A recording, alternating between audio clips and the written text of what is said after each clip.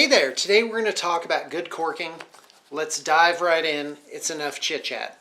First off, you need some cork. This is, I do believe, 1/4 inch cork. You can get it at a hobby shop. You want relatively rough grain here. The finer the grain, the less realistic it's going to look. So first off, you get a relatively narrow piece of cork, and without cutting yourself, you begin to cut it in half along the midsection, like bisecting it. And you want a long piece so you have a part to hold on to so that you don't cut yourself. See? Look at that. Impossible to cut yourself if the knife is way down here. And you just sort of jiggle it through. Doesn't have to be perfect. Oh, that chunk just sort of blew off there for no reason.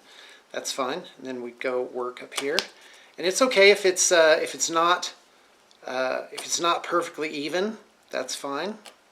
Oh, this is really coming apart very easily. So you end up with these chunks that have a flat side and then a more realistic rocky looking side. You just break them off as needed, and you do a bunch of them. So if you're doing smaller models, you just want tiny pieces to variate the gravel that you're going to put on.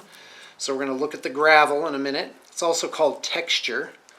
And there you go. So I have a bunch of pieces. You know what? I'm going to be doing a large model, so I'm going to get some relatively large pieces too. Wow, this cork is really very, it's falling apart real easily, which is just fine. And then if there's any squared edges like that that are still flat, you can just pull them off with your fingernail, which also will create some other smaller pieces. So let's go ahead and just blow off the oddball dust there. And away we go. What you don't want is flat on the top, flat on the bottom where you stick it on, and it just looks like a piece of cork. It doesn't look like a rock. That's called bad corking, and we don't like that. I am on a mission in this life against bad corking. Okay, there you go. All right, let's go ahead and get one of our wonderful ogres here. And so what we're going to do is we're now going to texture and cork this model. I have a thing full of texture. This is my home brew, but you can buy good texture pretty much anywhere. And away we go. So first off, let's see if I can zoom in just a little bit here. We'll take some super glue. This is my favorite kind. And we'll just put a little bit on the front and on the back, enough to cover the base when we spread it around. So let's take a look at that. Whoops. There we go. And I'm going to take a toothpick or a paper clip, and I'm going to spread around. Let's see if I can get this centered. I'm going to spread around the super glue, coming in sideways like this. And basically you want enough that it will hold and not do it so thin that nothing will stick to it. And you don't want to touch the feet or the edge of the base. So I've now spread out my super glue. That process took feels like 15 seconds tops. And that's for a large base. If super glue gets on the edge, you can just take a cloth or whatever and swift it off. So now we put on a little piece of our corking. We don't want to get so close to the model that it upstages the model. In fact, I'm going to put a little more super glue on this front here, because it did not go on very well.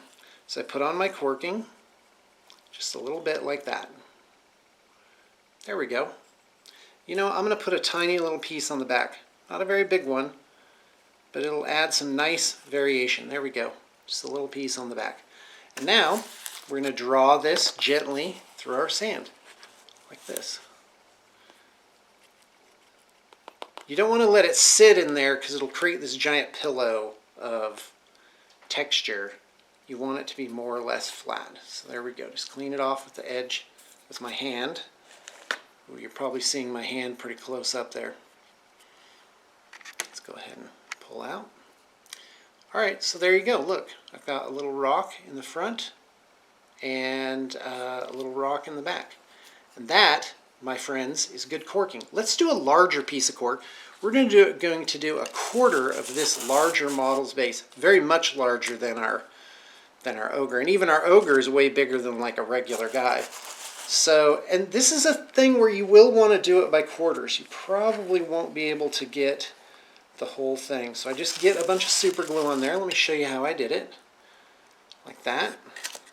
And I'll take my paper clip, and what I'm doing is I'm drawing it sideways across the base.